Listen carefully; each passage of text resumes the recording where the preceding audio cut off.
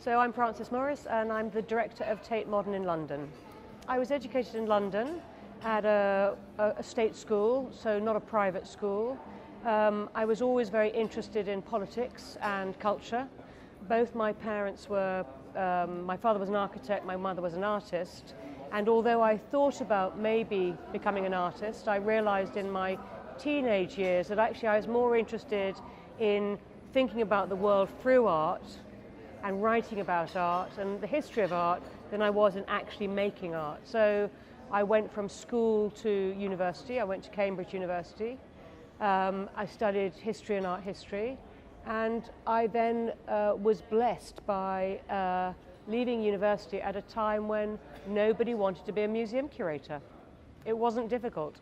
The history of my time at Tate has been, I began at a time when we were almost 100% funded by the state, National Museum, to a point now where we're about 35% funded by the state. So in that intervening period, we've built this huge ecology of private funding, both kind of corporate funding, major capital donations, but the bread and butter is continuous fundraising with a very big community, mostly of collectors, who support us collecting. So that's been an incredible shift in the ecology of museums over the last 20 years. It has possibly created the most problematic and toxic area of conflicts of interest, where the public values of the museum come up like that against the individual, personal and corporate interests of patrons and giving corporate organisations. But that's both a kind of concern, but it's also a very powerful driver of commitment. And what we've, I think, done is tried to build and maintain a kind of metaphorical iron wall between the decision-making that happens in the museum and the kind of autonomy of the museum and its values and its vision and its mission, and then on the other side, this wonderful, and I mean wonderful, support community of individuals, so who support us and get lots of access to us. But what we cannot let happen is we cannot let that private community have access to decision making. And I do think it's possible to be a publicly facing, publicly indebted, kind of publicly owned museum, and yet have a very significant degree of private funding. That sustainability lies in that direction. Oh, we think about new models of fundraising. Well, I think we never stop thinking about new models of everything. I mean, the wonderful thing about the 21st Century Museum is it reinvents itself in a kind of ongoing way. So we're very responsive. So where we see new opportunities for fundraising, we will follow them. I don't know what necessarily those all might be, but one of the areas, of course, lies in creating. Well, I think there are areas, and we live in a moment where new museums evolving daily across the world. New museums in places without histories, without collections, without necessarily deep knowledge. We have knowledge, we have history, we can partner. And what's interesting, if you look at the way we've been delivering programs, projects, even collections over the last decade or so, almost nothing now comes without a sense of partnership. So that how you develop the partnership model with institutions and individuals is something I'm very interested in. A move from the old-fashioned give and take. What does partnership look like over the longer term? Almost all the exhibitions that you see at Tate Modern have been originated either by Tate Modern or in collaboration with another organisation. So we will often partner with a museum in America or Europe or South America to conceive an exhibition together, so that it's very much jointly conceived. So what happens in that instance is that you will see it in, for example, Guggenheim, and it'll have very much a feel and a kind of complementarity with the space there. When it arrives in London, our curatorial team reshape it for our spaces. So what that partnership allows us to do is bring expertise together, so double the expertise, but also double our financial resources, so we can make much more powerful shows when we do them in combination with other organisations. I mean, the big challenge at the moment and looking forward is actually how we partner, as we really do want to do, with organisations in countries which are either in conflict or uncertain times, and where lenders are reluctant to lend. We would love to work with the Sorsuk Museum, for example, in Beirut. And over the next few years, we're really going to be trying to find a way to work with organisations that we haven't worked with before. And we've had fantastic collaborations this year, for example, with MASPI in Sao Paulo with Adriana Pedrosa, which has just been incredibly exciting. So that's a new partnership. So together we can be more powerful than we can be separately. Most of the exhibitions are partnerships. So we share costs, we work together on loans, a curator from our organisation works with a curator from their organisation, and of course then all the investment in an exhibition can be stretched over 6 months rather than 3 months, or a year if you have 4 partners. So like Soul of a Nation, the show we did last summer, which was a huge amount of research, 3 months in London, but now it's been at Crystal Bridges in America, it'll be in Brooklyn, and then Los Angeles. I oversee and manage the decision-making process around all the creative content that take place at Tate Modern. So from major exhibitions through to live events and collection displays. So it's incredibly important to me to have an overview of everything that we produce in terms of artistic content, because I believe very strongly that we need to have strong alignment within the creative team, so that what we do with the collection is in dialogue with what we do with exhibitions, and the exhibitions support our live program. So I think of myself as a conductor of a fantastic orchestra, where every single member is a kind of genius. But geniuses can go off in their different directions. So all the time I have to bring the geniuses back together and say, play together, sing together. And so I make it work as a whole.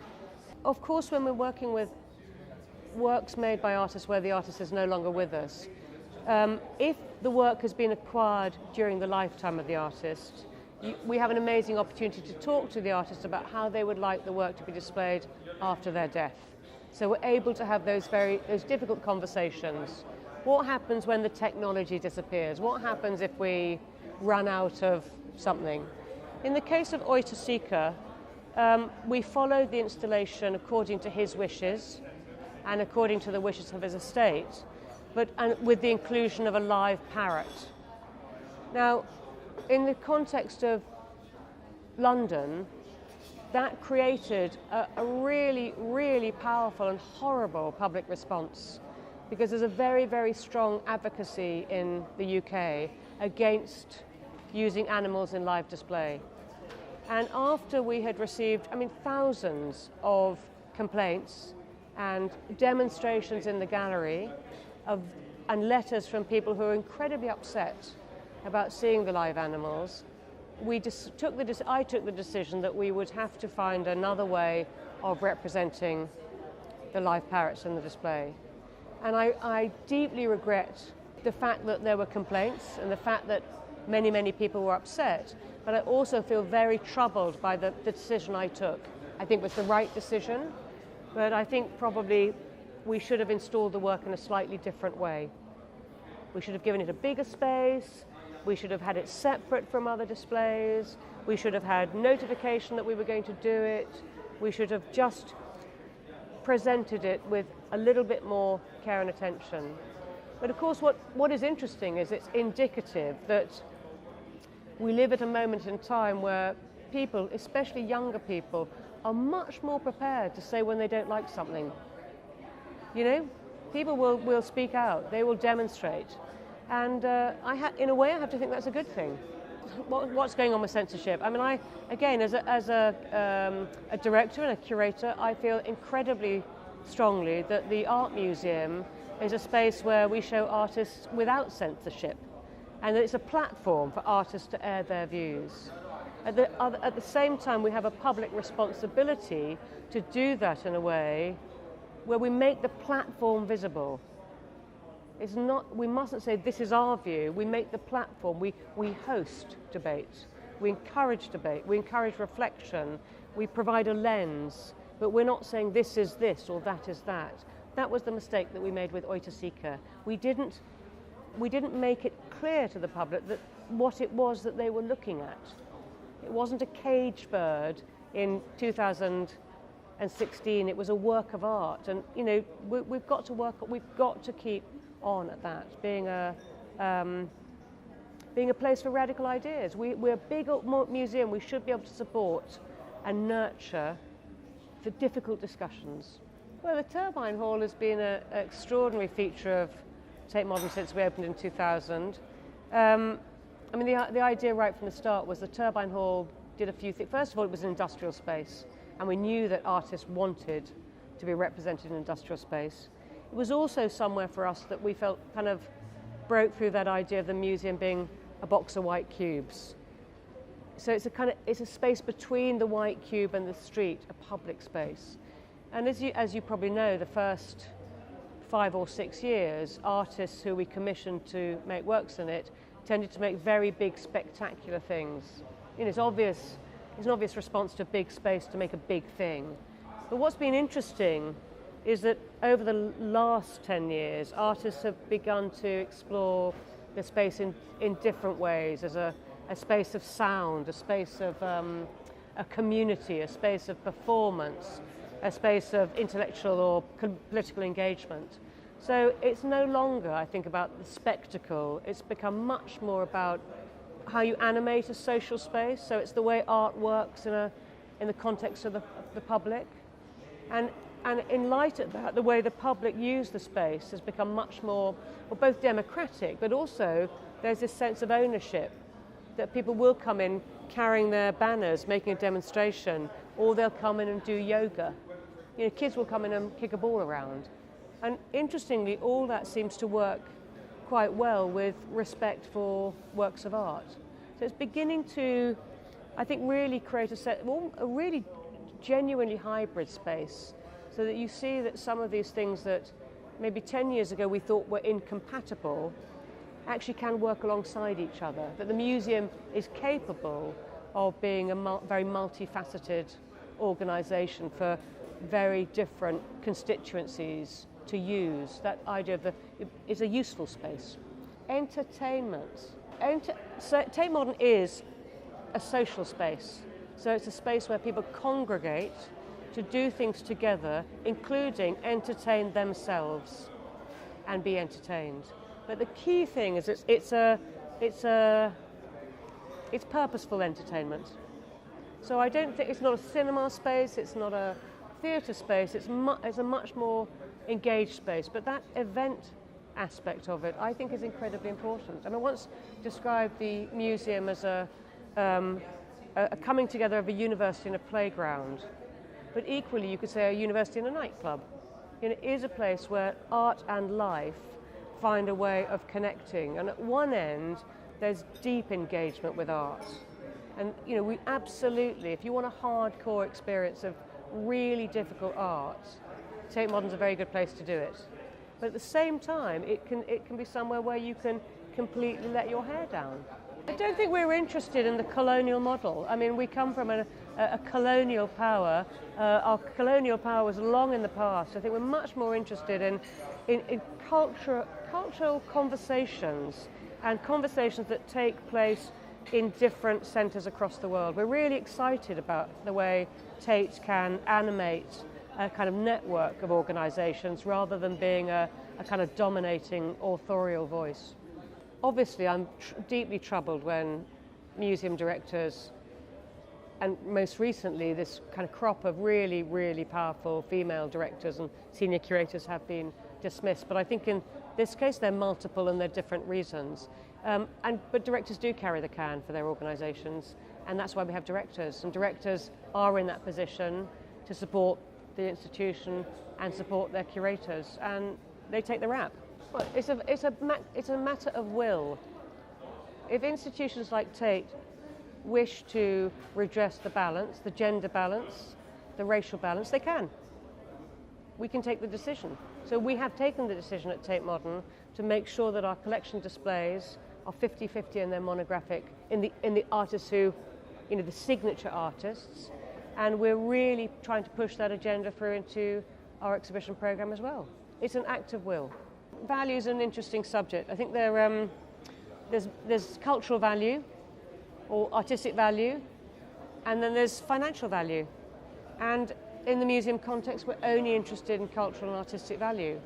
It is a fact that when we acquire things for the collection, sometimes it will have an impact on the marketplace outside the museum. And then it may be difficult for us to acquire other works. But that is something that's very difficult to control. But once in the museum collection, it's there in perpetuity. We don't ever sell work from the collection. So even if it increases in value, it's immaterial from our point of view. In January, I was on the board of the Aware Prize in France, which is a prize that's given annually to the achievements of a female artist. I've been recently on the board to select a prize winner for the Bonfanti Museum biennial exhibition, this time for a Middle Eastern artist. So I'm, regularly called upon to help assess artists' achievements and museum practices. And I really enjoy those things because it gives you an opportunity to step outside your institution and your role and think in a different way. Yeah. Okay, so when I became the director of the collection, which was in 2006, I kind of had a 10-year plan about building this more international collection. But as director of Tate Modern, I've had a 5-year plan. And that was rather specific because I took on the directorship of Tate Modern at a time when we were just opening a new building. And what I felt therefore was that I had to have a very intense 5-year plan really to activate that new building, and that I would need 5 years with the team to really work, 2 years to work out how the building functions, see what works, doesn't work, and another 3 years to build the program, to get to a feeling where we're comfortable and happy with it. And I think that's about right. So we're 2 years into that 5-year program. It's on track. What is interesting is that we're already now thinking about the next 5 years. So it is a sort of 10-year time frame. It's interesting, the 10-year thing. Because of course, you never stop moving into your next 5 years or your 10 years, because every day is that you're moving into the future. So you revise your ideas, you respond, you ditch things. If they don't work, you don't waste time trying to resurrect them, you adapt. And so I think the vision unfolds. So the 5-year vision is now unfolding into a 10-year vision. Well, isn't it interesting that 10 years ago we were all talking about museums disappearing in an age of digital culture. Actually what's happening is that in this virtual world, people are really ever more hungry for experiences of real, unique things, and also experiences when they're together with other people.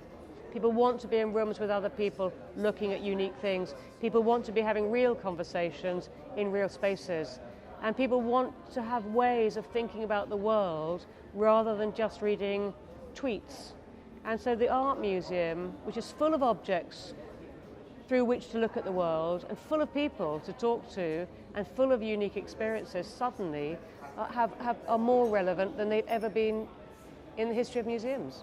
Well, I always think that I think the way we progress is we worry about what we can't do for a little bit, and then we decide to do it anyway. So it's a kind of trying to achieve the unachievable. So we've been talking recently about practices, artist practices that we haven't conventionally collected because they can't be collected. Maybe they're invisible, maybe they're sonic or olfactory, or maybe they're time-based, and so we're working on a way of making sure we can collect those practices. We're thinking about exhibitions that we don't think we can do, and then we'll find a way to do them. But the particular sort of, I think what will drive us more than anything over the next 5 years is moving from a museum with walls We've spent 20 years building walls to a museum where the walls don't actually matter any longer.